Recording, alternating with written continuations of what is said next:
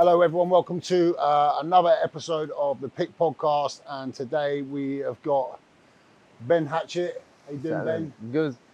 Thanks for 3 times now we tried to do this podcast. Hopefully third time lucky. Well, you know, I started to, because we tried it a couple of times and for no fault of your own, but my own fault, the editing didn't work out, you know, in terms of sound and you know, technical difficulties, but I was starting to question whether we should be doing it or not. Yeah, you know, maybe God was trying to give me a hint. But yeah, we've got loads to get through, man, and of course we're on the clock as always. Yeah, Ben, you know, thanks for coming on, mate. You're welcome. How's it going? Because you just come out of treatment and you're in recovery now. Yeah, I think I'm. Don't know if my phone. I think I'm 1 month, 6 days. Wow. 1 month and 6 days. I spent 28 days in here, Holina. Don't know why I was pointing that way, but yeah. So it's been amazing. Do you know what I mean? It's been an incredible self-development journey. Learning a lot about myself. Like, you know, I had a spell in rehab this year, not long back in the UK, in Oasis, but it's just like, it was more of a medical detox rehab and you do some workshops, whereas here, Holina, it's a holistic approach. Yeah. And I can't say it enough, like how amazing this place really is, and the therapeutic side of it, and actually making you like get it stuck into the 12 steps. And I think rehab in England could learn a lot from the way the Holina is run. What sort of stuff you worked on whilst you've been in treatment? I'm on the 3rd step. I think for me, a lot of it was, I needed to realise if I was an addict. You know, I've been binge drinking, I was going through depression, and I wasn't sure if I went on like I was drinking, and every now and then, well, I say every now and then, most weeks, getting on the packet of cocaine.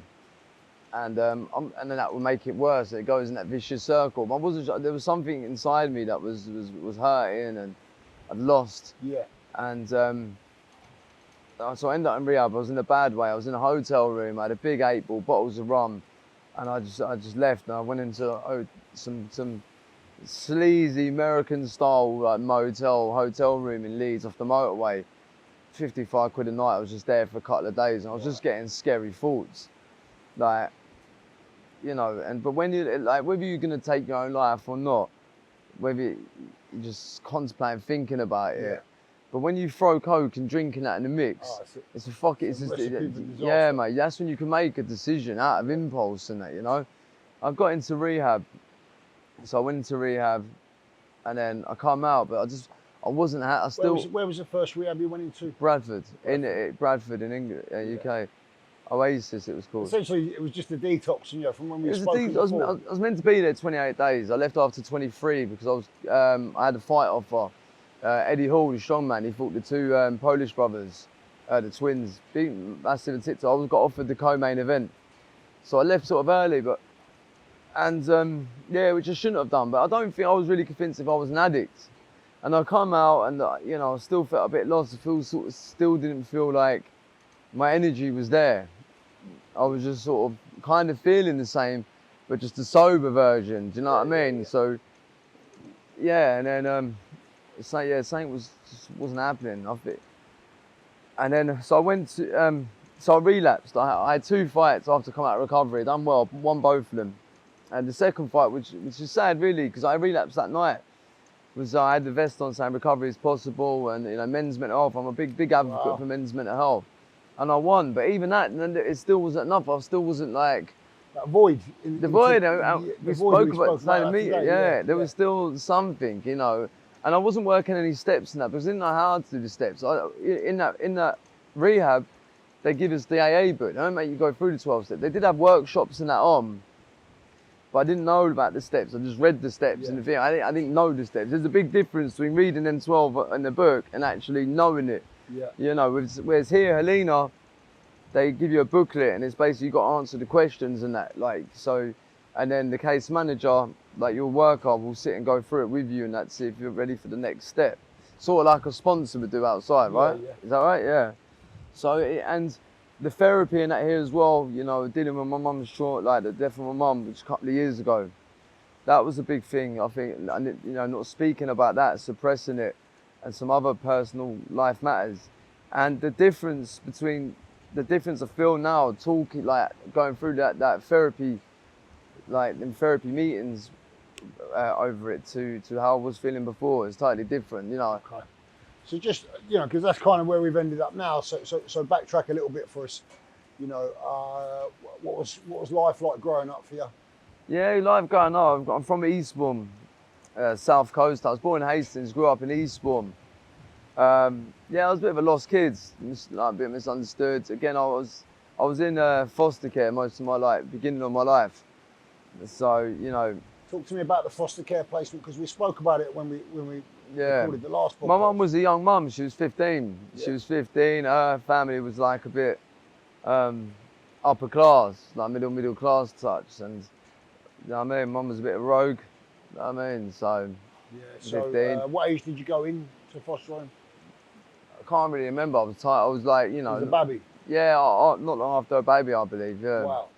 So I was in there till like 8, 9. So, you know. And then where did you go after that, mate? Went back to my mum's. Yeah, went back to my mum's, and then going Eastbourne was difficult, you know, like spending that time away, and then I'd start going to school. I didn't really, went to a couple of schools, didn't really fit in, etc. I was always sort of in my own head at a younger age. I should imagine, you know, and I've been in care myself, man. Yeah. You know, and when we leave that system, we're quite angry people. Yeah, I was lost. I was more sort of like lost and Yeah. confused. Do you get what I mean? Like, you know, I did a rough time because it wasn't a children's home I was in. It was in a big foster house. How many of you in there? Oh, there was loads. Must have been like 12 kids. People like, coming and going. Yeah, people coming and going, and also you had like the actual children of the foster parents. Okay. And that's the ones I had, like, because I was small. I was a small baby. I was a small kid, and yeah, I was a bit of a target for the actual. I don't know, it must be hard for them as well, growing up, and you've got all different kids in and out your house, staying and not staying, and then like, yeah, I was there. So some abuse. Yeah. Physical abuse. Yeah, physical abuse and all that. That sort of stems with you. But when you're going through it all, you just kind of see all that shit as the norm. Yeah, yeah. And I think that knocked me carrying my attitude going into school, where I was a bit vulnerable. I was small.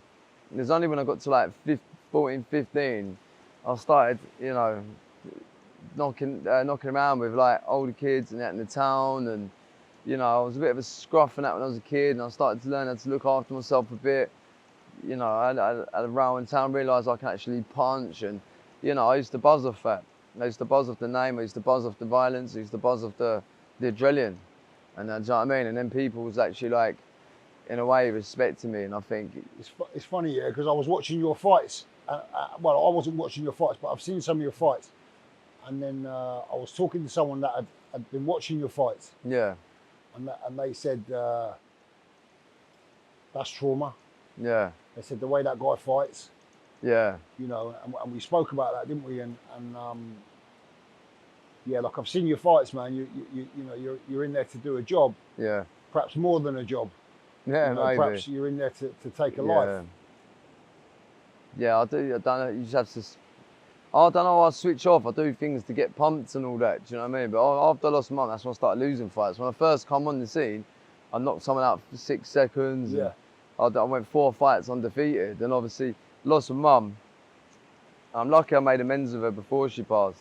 We stopped talking about it. So that was hard. That was like a big part of the trauma that I managed to deal with that here. Then when she passed, my little sister told me that she wanted a horse and carriage, and we was broke at the time. And then so I took a fight. I took on the champion. I had no training or anything. I took on Dale Thompson, and I lost. Big up to Dale though. Top guy even come up to me after. He was like, "Well done, man." I didn't just go in and to take the L. I mean, I got up a few times, but my head wasn't in it. My heart was. It hasn't ever been really since. Only till now.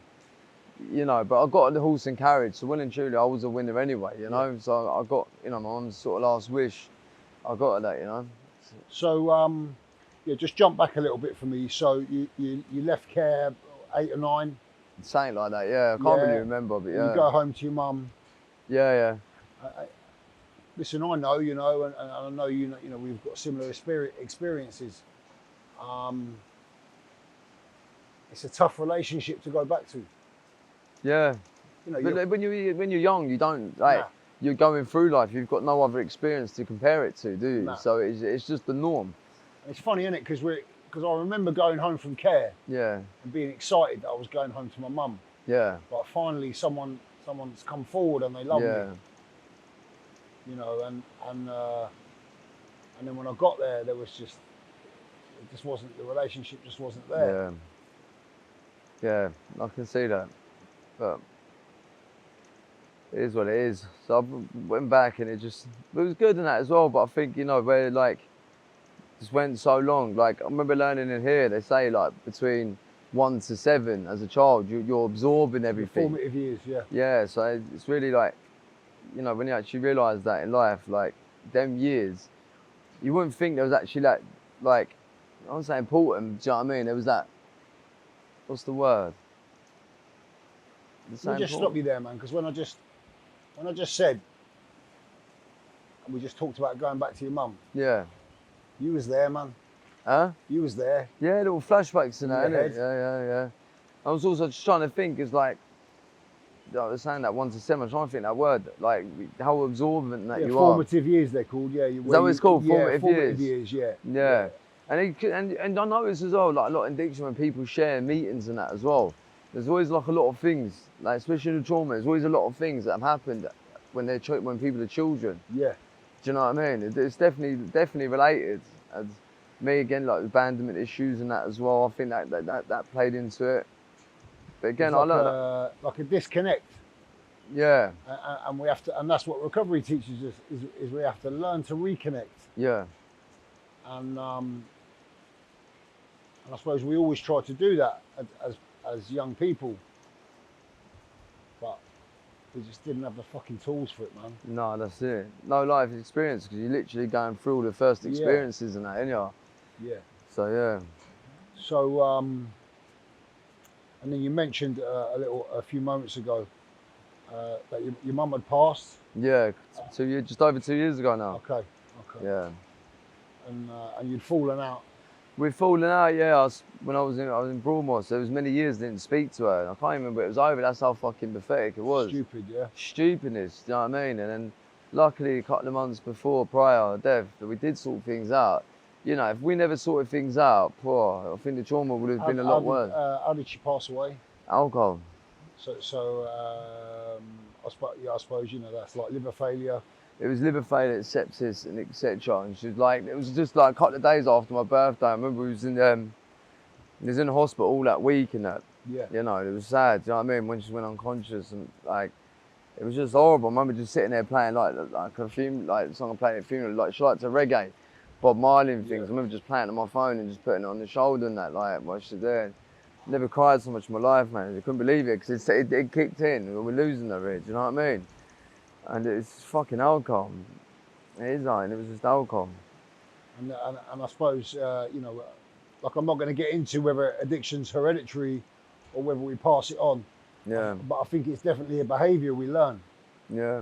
We see our people, you know, our caregivers, if you like, coping with life's, you know, the shit that life throws at us. Yeah. And we learn that, oh, that's a coping strategy, and it absolutely is a coping strategy. You know, I'm not going to. Yeah. But I took drugs because they worked.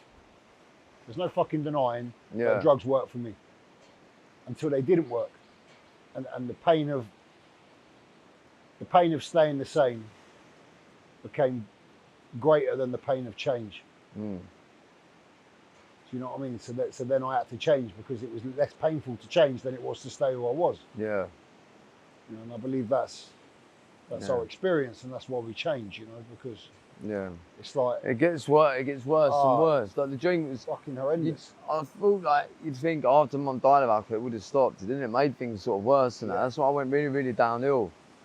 And I think that's where a lot of the trauma pain come from. Yeah. Do you get what I mean? And like not talking about it. That's why I shout out on my social media so much. Like I'm suffering in silence, just talking about it, and that has helped me so much. You know, like I had to deal with my birthday in here last month and the death of my mum. Wow. Beginning of this month. Anniversary of the death. Yeah, the 2 years.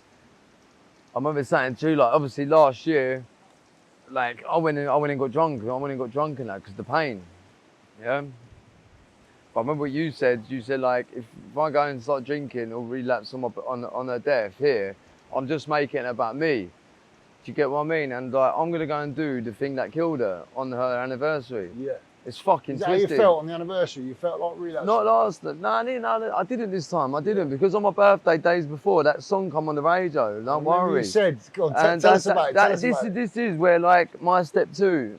This is why I know. That's why I know I've completed step 2. So step 2 is. It's back turning over, like in the higher power and greater in ourselves could restore us to sanity. Yeah, this is my God, the God of my understanding, and my God's my mum. You know, my higher power. And I know that now. I feel it. Do you know what I mean? It's like it makes sense that that song coming on my birthday. Like every time that song come on the radio, like or a shop or something, I had to walk out to get someone to turn it off. I had a really ill feeling when that song would come on because it reminded me of it, etc. A funeral song. But when it played on my birthday, it's don't worry. I feel like that's her way of just communicating. That's the first time I actually probably sat listening to it in the bus. Man. Yeah, on my birthday when I was in here. Do you get what I mean? And I've embracing it and that now. Like I'm glad she's here with me. Do you know what I mean? I feel like the signs of me coming to this rehab was when I was in a PIK or anything I would do. That song, my mate Mundo, he played that song off the radio down the phone. It was when you realise it and you start looking back, you're like, what the fuck? They was giving me signs the whole time. Yeah. It's mad. Yeah, we kind of realise it when we come into recovery. Yeah. God's always been there. What was it when we spoke to Paul and he said, it's just God's way of staying anonymous. Yeah. I like that. Yeah. Paul Venice, yeah? Yeah, Paul. Yeah, that's what he said. It's God's way of staying anonymous. Yeah, and I know you got Paul in your corner. Yeah, we had street beefs and that together. And again, he was getting on to bad. But I just didn't realise I was an addict. I just didn't know if it's out of depression and that. Do you get what I mean? But after the relapse, I fucking knew I was an addict, mate. Oh man, yeah. But I remember that quote in the book, the AA. The relapse is always worse. The relapse is worse after recovery. Never gets no better, man. It never gets no better. Yeah. So yeah, you did some time in Broadmoor. You know, you're fairly famous. Yeah. For that. And, kicked out. Yeah, I know. 21 or something like that. 22. 23. There was a story that kind of reached the national press that kind of indicated that you were in Broadmoor. I won't go into the story because you've asked that we don't speak about that. Yeah. Which is perfectly fine. So yeah, what was the reason you went to Broadmoor? There was a number of crimes from like hostage taking, what they call false imprisonment, to ruse. There was a GBH that went down to section 8. Went down to section 20. Yeah, I was just a problem in the system. Yeah. I didn't care. I got recalled for something I didn't do, but that's how I saw it. I didn't do it. Although I didn't actually do that, and I was angry. I was bitter, and my first relationship went down. Like, do you know what I mean? And all that stuff. I come out, but I didn't change because I went away for knife crime when I was 17, and I come out when I was 20, and I was out for 7 months, but I got recalled on license for a fight. Which is out of all the things I was doing, the one thing I didn't actually do, I got recalled for. And that's why I was too focused on that. I didn't think, well, fuck it. There was many other shit I could have got caught for. I didn't come out, like, I'm not an angel, but at that time, I don't think of it like that. Like, I put myself in that position. I'm on license. I'm putting myself in a well-known rough pub to like. Yeah, we place ourselves in situations and then when it all goes fucking wrong, we bitch and moan. And I was still active in as they put it, as the lingo in the criminal world now, like active. I was still doing. I come out with no intention to change. Okay. Do you know what I mean? Like that 2.5 years I served, there was no change behind it. It's totally absorbed into that I just made a lot more connections and etc. That was it. Like, if anything, the actual nature of the crimes was actually getting worse now. From being just like a street hoodlum, like hooligan, whatever, to like, just stupid violence and just roughness and stupid little robberies, it levelled up significantly. Talk to me about, because was it prison or was it Broadmoor when they sent you off for 9 months? Because you've done 9 months in isolation, didn't you? Yeah, just under 9 months I did. Where was that? That was in Ashworth. There's 3 high secure mental hospitals in the UK, Broadmoor, Rampton, Ashworth. Right. I went to 2 of them. I got kicked out of Broadmoor. I'm the only person except Bronson to ever be kicked out of there. I know. That's what me and Charlie Bronson's relationship is, and big fair play. When I first got out, Charlie bit us that postcode and that as well. Do you know what I mean? Because if you ain't been there, you can't relate. You don't know what goes on behind there. We do. You know, we went yeah. through the same thing, and you know, not many people can fight that system. You can fight it, but you definitely ain't winning. Me and Charlie never won, but I got a little victory by getting kicked out of there. It was the best thing to fucking happen. It's hell on earth in there, bro. So when you're in Broadmoor, you know, and you're around, you know, and I suppose for the majority of sick people, you know, and there's, I suppose yourself Very and sick. Charlie Bronson, you know, that kind of end up, they're just placed there because the prison system doesn't necessarily know what to do with them. That's what it is, because in the prison system, they can't self-medicate you. No. Do you know what I mean? But in hospital, they can. Yeah, they can. Yeah, there's a different. Yeah, so yeah, prison can give you a certain amount of medication. If you get segged off under Mental Health Act. Like if you get sectioned, yeah, like Sectioned, you yeah. have like you're not you like you don't even know yourself. Put it that way, like the doctor is your god in there. Yeah, you're getting the meds, man, whether you like it or not. Yeah, whether you like it or not, you're taking that meds. If you don't take it orally, then show them you've taken it because they're on it. They've been doing this for fucking years. They know all the tricks. If you don't do it, then the needle's going in your arse. You're getting big fucking Africans and Polish coming in your cell. Yeah. And they're pinning you down. They're sticking a needle in your arse called the acrophase. Yeah, traction. Yeah, and they can still ECT you in Broadmoor as well, the electric shock therapy. Right, and you had some of that when you was in there, didn't you? I heard you say the other day, I had some of that. The electric shock therapy. No, I never had that shit. Oh, right. Okay, fair enough. A few of them probably wanted to, though. I mean, there's a few staff there probably put it up for recommendation. Yeah. Do you know what I mean? But no, they still do that shit and the needle. I've got acrophase many times, do you know what I mean? Like, yeah, I was just problematic in Broadmoor because it was just like, people would say, oh, you're all right. I'll just say I'm existing. How long were you in Broadmoor for? Just over 2 years. Fucking hell, man, that's a stint. Yeah, but I would have never got out. You know, I never would have got out. And so you're on like a life thing now, aren't you? What's that? Life? No, I'm on nothing now. Space, I was like, it's 99 years. It's section 3741. It's indefinite. So it was a life sentence. So they can keep you there? They keep you there as long as they fucking want. Then you go for, like, people know it as a parole, but it's called tribunal in the hospital terms. Every year, where you sit in front of a panel with a judge, a doctor, and like an upstanding member of the public, like a Samaritans, someone like that. Someone good, you know, hasn't never been arrested. Someone outside. Yeah. Keep it balanced. Yeah. And you put that, you know, you have your solicitor and the hospital. It's like, you know, just like in court really, you have like someone sticking up for you, solicitor, and they have a prosecutor. And that's what it is. Like they're arguing to keep me in and we're trying to argue to keep out. But you ain't fucking winning them. Do you know what I mean? Especially in secure, no one gets out. No. I always had that false belief, yeah. Then I get more of the ump because I said no. Especially like, you know, I had numerous violent incidents and that in there, do you know what I mean? Yeah. And that's when we just took a stand. We was on this ward, we was on a ward and it was dual diagnosis. And I think the staff set me up a little bit. There was one other lad called Ruben, we didn't get on. And we weren't meant to be out at the same time. I can't remember what the word is, meant to be like separated. There's a word for it, I can't remember, it's that long ago. And yeah, we had a couple of tear-ups and I started thinking they're all in it together and all that. I was losing my head in that in there as well. Yeah, because you're around sick people, so you're going to become a bit fucking sick. You know, your control's taken away from you completely. Yeah. And you probably start to get a bit paranoid. Plus, you know, I was banging trammies as well, tramadols and that. On top of that, all the other drugs they're giving you. Yeah, so it was just fucked up, mate. So, and in the end, we just took a stand. Me and Charlie Porter from Portsmouth. He'd been wanting to kick off for a while, so it was like, I was like, no. So you come along, man. It was like, you come along. Yeah. Like, game on. Yeah, I changed the whole fucking ward, mate. We took over the whole fucking ward. They said it was unbreakable glass. It was perspex glass. We got fucking through there. Yeah. Then we took over the office. This is the reason I got kicked out of Broadmoor.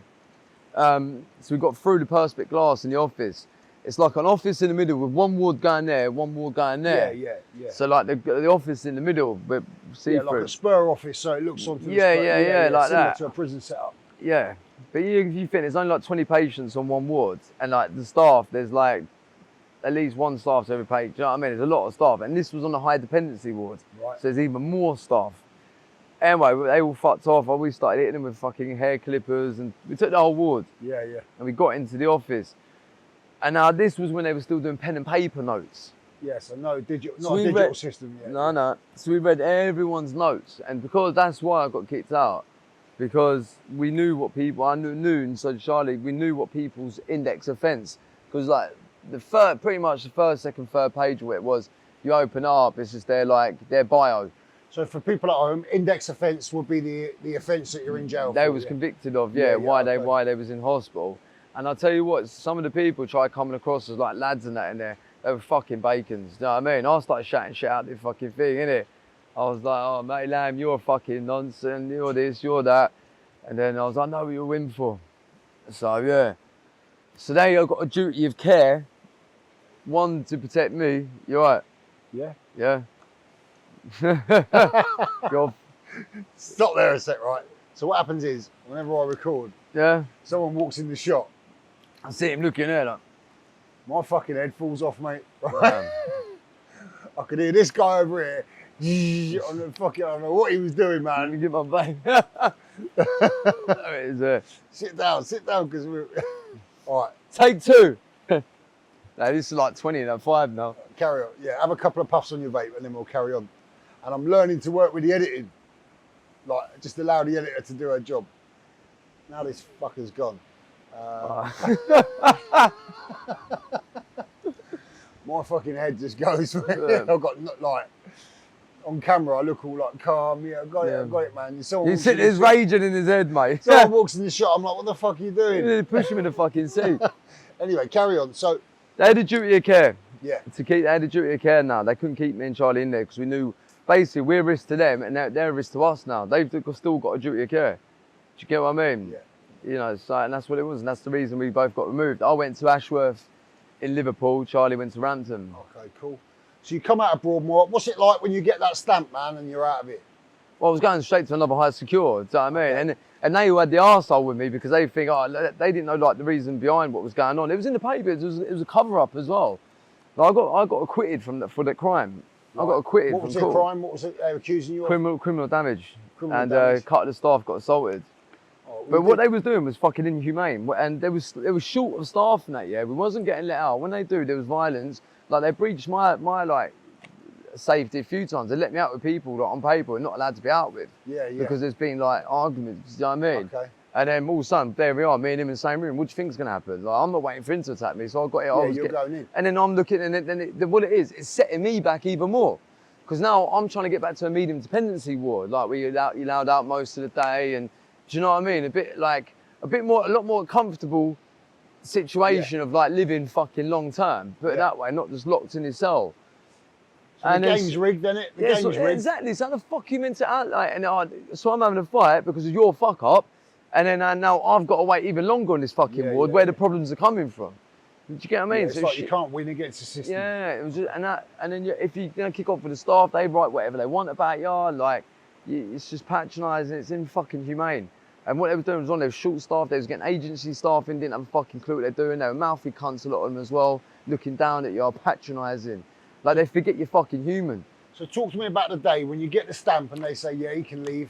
Oh, they all thought I was bad. They thought I was pissed off about it. It was the same day I got a £5 payout for getting hot water and stabbed because of their fuck up. Okay. So I was laughing. They was like, yeah, you had to pay that back. So you can fuck right off. I said, I'm glad I've done what I've done. I don't regret it. And yeah, I was laughing. I was glad. But I went to Ashworth, another higher secure. Okay. But to be fair, they did actually give me a bit of a chance. The staff were wary about me because they've obviously made a judgment because of whatever Broadmoor's handed over to them. Like he's just a troublemaker. They probably think I've done that for no reason. Well, it wasn't. There was plenty of reasons behind it. And like I say, even today, I'm still not sorry.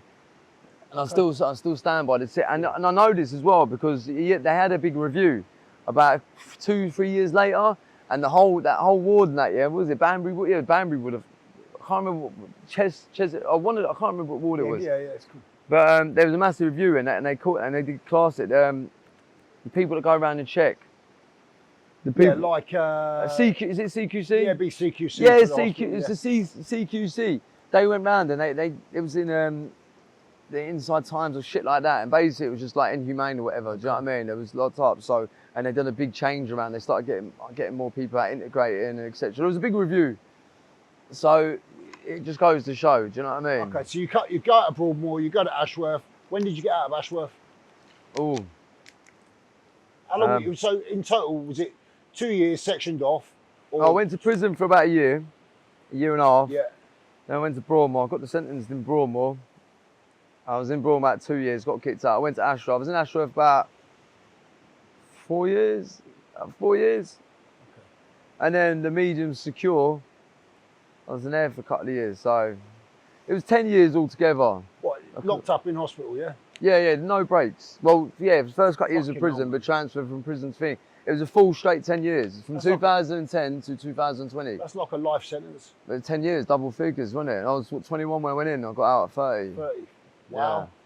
I didn't know that about you. Did you not know? No. No, I straight. thought you'd just done 2 years in Broadmoor and that was it. No, but altogether I've done like nearly 13 years in because I did for the knife crime. I got sentenced to 4 year, 11 month EPP, that extended public protection Yeah. sentence. They swapped it for the IPP. Yeah. I had that, and I got out. So about 13 years, and I had like a juvenile sentence as well when I was 14. No, Okay. no, I didn't. 16. So then you 63. come out and then you start fighting. You start doing professional fights. No, so I got to Ashworth. Go on, we'll stick with the timeline because Go for it. well, yeah, I've gone to Ashworth, and that's when I was in there with Dale Cregan, etc. like that. Dale Creek, yeah, he's the guy that killed The prison two police for a officers, grenade. and that, yeah. Yeah.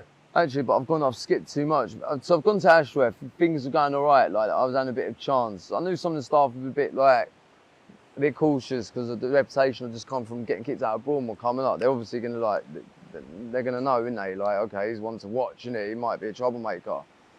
Well, I was to an extent, like to a degree. And then, yeah, me and a couple of people, like I was still fighting the system. Like, bro, I got a life sentence. You know what I mean? I'm being told I'm never fucking going to get out. You're seeing people, like, the same people. It's like a lot of lifers. Everyone there is pretty much lifers. It's rare for people to get fucking out. And I see everyone, like, you know, obese on the meds and just like they're soulless. Do you know what I mean? So we decided to take Ian Brady hostage. So that was the plan, innit? Right, don't worry. It's going. They've gone. So did you actually take Ian Brady hostage, or No, we never did. you No. just planned to do I it? can talk about this because well and truly they punished me for the crime. So I can talk about this. So there's no alleged behind it. Like there was a plan to take Ian Brady hostage. There's a few of us. One of the people that was involved, I'm going to name him, Shane Fitzgerald. No, not Shane Fitzgerald. He was the good Shane. Shane Cooper. That was it, Shane Cooper. And big up to Shane Fitzgerald. I know you've been watching the YouTube and that as well, and I've seen your comments. Big up to yourself. I'm glad you're getting out doing well as well. Yeah, Shane Cooper, guy from Birmingham. He basically told the staff all the plan was. I went to the med centre. I think it was a dentist, whatever. Come back, and there was just staff all up the ward. And it's like, Ben, you need to come with us. I was like, what's going on? In my head, I'm kind of thinking, I knew straight away, innit? Because there was that many staff and that, and they just took me to the seg, and that was it. And it was just like, what's this? You know what I mean? So yeah, and then 9 months. 9 months. Done 9 months solitary. Yeah. Yeah, done the block. Yeah, just under. It's on the ward. It's called seclusion in mental hospitals, Yeah. but it's the same as the block. Do you know what I mean? What's that like? What does that do to someone, man? You sign months. Fucking talk to yourself and all sorts. Yeah. Yeah, mate. You end up talking to yourself and shit. But to me, that's when I changed as a person. That's when like a lot of the antisocial behaviour, and that's where a lot of this stuff I've done now. That's where it all come from. That was like the birth of you know the new Ben. That sounds a bit cringe, but it's true. You're reading the book, weren't you? What's it? Law of Attraction. The key to living, law of attraction. Yeah, Mate, honestly, the universe, the world just made sense to me after that. I believed in myself. Like I was reading about atoms, how the world's made up, energies, like attracting. Then I started writing these goals, but I believed it. You know what I mean? That was the difference. Like I'd sit there and visualise and manifesting it. Then I'd start reading like other books, The Alchemist and 48 Laws of Power and shit. Like I just I was enjoying learning and that, yeah. And my whole domain, my personality, everything changed now. And I think the staff and that all picked up on that. And I started engaging with the therapy courses and that. And I kept saying 2020, I'm gonna be out 2020. And the staff were like laughing. I told the staff, I'm gonna get out, I'm gonna fight on TV. I already writ it all. I already writ everything in the book. Everything I said was gonna come out. Yeah, manifestation, yeah. Yeah, and it become fucking true. You know, a lot of them staff used to laugh and that, yeah. And I even said to them I was gonna write the book. Because that's how much I was in love with law of attraction. So much I believe in and stand on it. Because all the information I learned, all the knowledge, I put it in a 40-page book. Because I even like Tony Robbins said that because technically my book would be classed as self-help, that Tony Robbins said when it comes to self-help books, people don't normally read past the second chapter. So when I looked at a load of self-help, how many pages are 2 chapters? Like, you know, just over 40. So if I make my book less than 40, everyone's going to read it. Yeah. So you know what I mean? It's just creative thinking like that. I like your thinking, yeah. So I thought, all right, let's do that. And I wanted to break it down for like people like myself, street kids, council estate kids, etc., to like read it, and as me speaking it to myself, for them to like really, I wanted everyone to see this. Like, there's a way out here. Like, there's more to this fucking universe they're telling us. And that's, you know what I mean? And it changed my life. And I actually got out in 2020. Wow. Mad, isn't it? Yeah. So what's that like the day you get out? Because I should imagine, you know, when you went in there, it's like I'm fucking lifed off. Yeah. And then the day you get out, and I know what that feels like. I've done a few short sentences. I know what that feels like, you know, when you walk out of that gate. Yeah, it was crazy. Like, I had a bit of time. So after a while, I got moved to a medium secure unit. Okay. Yeah, and I did fuck up once there, and that was the escape. But even that was part of the universe's plan. That's why I met Liam Galvin. That's who was filming for the Amazon Prime. So I was getting filmed from day one I got out. But in that time in the medium secure, after the escape, I went handing myself back, and you know, luckily they didn't send me back to high secures. Do you know what I mean? That was literally just go out and get my fucking leg over, and I felt like they moved the goalpost and shit. Yeah. Stupid thinking. I had the ump and I fucked off. What was I saying? Medium secure escape. Yes, medium secure. Yeah. So I had a few days out there. Like, you get leave, so you go around the grounds and you build up the trust, and you go a bit further, and then you go in town a couple of times a week. I was still at it. Like, I've always still had that sort of like antisocial in me. I was ranging, meeting birds and that, and one story as well. Like, I had staff. I was on escorted leave. And me and this woman I was talking to, and like, I said to her, right, I'll meet you at this restaurant, yeah, go up to the toilet. I don't even, actually, I'm not even saying it, I'll tell you. You can't do that. You can't start it and then not finish it. Oh, mate, well, yeah, we met, yeah, she's upstairs. So I've gone to this place, it was called Chapter 2, Chapter 22 or something. And I was like, I've got really bad stomach, yeah? Oh, you're blagging it. So I've got East Mate down there, so I've gone up to the cubicle toilets, innit? There she is, and that was my first, So just, fill a need. Yeah, to fill a need, mate. You know what I mean? No, listen, man, I get it, I get it. But it was just funny, because I've gone back down, because you feel better now? I said, a lot fucking better. Of course you would. Oh, mate. All right, let's keep it PG. All right, so we're coming up to time. So I just want to kind of get into a kind of bit what's going on for you now. Yeah. And so you're in fight camp at the minute. I'm in fight camp. Yeah, the guy, me and Chazza. Obviously, I've come off a few losses recently. So I've come off a couple of wins, but before that, my competitive fights, the bare knuckle, I took a few losses. Wasn't training. I don't know how I was passing the blood pressure machine. I even come here, like, my blood pressure was well over. Anyway, I've been in a bad state, but I'm hungry again now. I'm hungry again. Okay, I'm training hard. When? January, February? February. It'd be KFC against Chazza. Me and Chazza have had beef for a couple of years. We was meant to fight. It was on, it was off. Like, so yeah, then he retired. Now he's come out of retirement. So now we're going to finally settle this. And I'm going to be 100. This is the best version I'm ever going to be. Dan, you see I'm training. Oh, mate, I've seen you looking, you're looking trim as well, man. You know, when you first came in, going off. You was bloated. Yeah. You know, I remember meeting you when you first came to Thailand. I was even pissed when I come here. And I just remember looking and a mutual friend of ours, Jay Stock, big shout out to Jay Stock. Enough love for you, Jay. I mean, he's a big part of this. You know, said come and meet him, and I was a little bit sceptical then. I was like, all right. That's basically what it was. And then I spent a day sort of thinking about it, and then rang Holina. I work here, I'm a manager here, so yeah. You know, and then I rang you and said, listen, come into treatment for a month. Yeah, that's it. So you're training at the minute. Yeah. You're doing a bit of Muay Thai, a bit of MMA. Yeah, boxing. But just mix it. Mostly right now, it's about just getting him fighters fit. Like, I'm training up to 5 hours a day. There's still more I need to do. I need to be more disciplined in that as well. Because at the same time, I'm still doing recovery.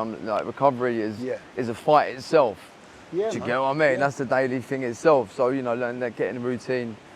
There's more I need to do. For the next couple of months, it's more just getting that peak fitness, and then just focusing on technique and everything. Because I know I'm going to beat Chazza. Okay, good. Yeah, ex-pro boxer, I don't give a fuck. Like, there's something you'll see on the fight day. There's something special behind this. There's something that's really motivating me, and it's deep. So last question from me, mate, and you know, have a think about it. Who is Ben Hatchett now compared to Ben Hatchett from 10 years ago? More humbled, more enlightened, more grounded, and a fuckload more grateful. Yeah, man. And Ben Hatchett admits he's an addict. Good. You know what I mean? Listen, Ben, it's been different to the other two we've done. Every time we do one, man, we just go down these little. We could do these every week. I know, but you know, I've enjoyed it. It's been a different angle, and another opportunity. You know, I kind of go with God, so maybe all these podcasts are just opportunities for me to get to know you a bit better. Yeah. I don't know. I really fucking hope there's no technical stuff on this. Oh no. If not, we just have to do like a weekly review thing or something. I don't know, man. I don't know. If it doesn't come off, I ain't doing another one. But listen, man, it's been really good to have you. Yeah. And yeah, you know, we'll hopefully catch up before you go back to the UK. And you'll just be totally different then, you know, recovery, you know, that's one thing I learned through recovery. Yeah. You know, I change every day. You know, and I change when I want to change. So, yeah, you know, it's been great to have you on, mate. Appreciate it, Dan. Thank you for everything you've done. Thanks so much. Don't forget to like, subscribe, and comment. Yeah, and Ben's, so just before we go, Ben, you're on TikTok. So what's your name on just TikTok? Ben Hatchett. You just type it in Google. Yeah. Insta will come up. TikTok will come up. I'll go live and that on TikTok as well. So if you want to see more of me, if you haven't come across me, TikTok is probably the better one. Yeah, and you're on Insta as well. Instagram, How same. many followers Ben you got on TikTok now? Nearly 140,000. 140,000. And your Insta? Literally just coming up 50,000. Wow. Yeah. You're blowing up, man. Yeah, and if you add the YouTube and Facebook, so Over a quarter million followers I've got. Wow. Yeah. So, you know, that's like 250,000 people, and people will follow people for a reason. Yeah. You know. So, and I should imagine in the same, we've not stopped, we've carried on. I should imagine in the same breath, there's a lot of people watching, a lot of pressure. Yeah. No, but I'm used to that now. Do you know what I mean? With a lot of people watching, I want them to see, like now, you know, I'm at more peace in myself and not playing up. I drop the ego and that as well. Still have a laugh, but drop the ego and actually more humbled than that. People can see the better side of me. You know, my trauma's been reduced significantly now. I feel a lot more happy in myself and I'm a lot more hungry. So people can actually really get to see me now. And those that have been following me ages have seen the journey up and fucking down and all sorts. Do you know what I mean? So yeah, just there's plenty more to come. Yeah, we'll have to wrap it there because we're out of time. But yeah, listen, thanks again, mate, for coming. You're welcome. Big up, man. Big up, everyone. God bless.